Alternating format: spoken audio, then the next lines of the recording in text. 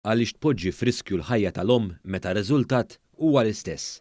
Kien dan is-sentiment tal-professur tal-Mediċina tal-Familja u d-Drittijiet tal-Pazjent Pier Mallia u esprima l-pożizzjoni tiegħu f'artiklu ta' opinjoni f'Sunday Times brabta mal-emenda li qed jipproponi l-Gvern fil-Kodiċi Kriminali li tipproteġi l-professjonisti u saħħet l-omm f'każ ta' komplikazzjonijiet fit-tqala tal-istess omm li jwasslu għal sitwazzjoni ta' riskju għal ħajjitha jew saħħitha f'periklu gravi.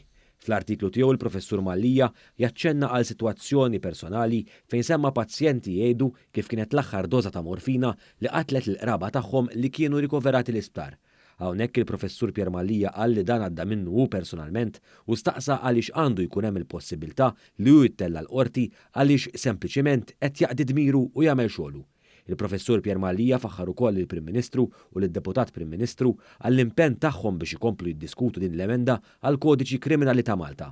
Il-professur Mallia mhux l-uniku professjonist li saħaq fuq l-importanza ta' din l-emenda li tassigura li ħajjet l-omm tiġi protetta fil-waqt li tħares ukoll it-tobba.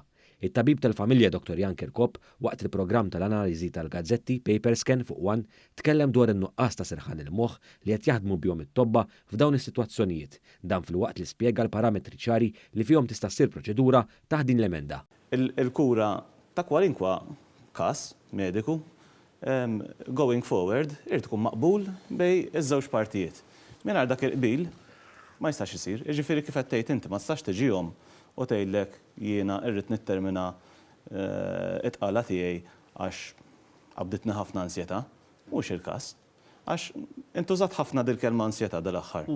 U hija sfortuna illi hemm min qed jinqeda b'din il-kundizzjoni ta' nies illi qegħdin nibagħtu ħafna minn din il-kundizzjoni.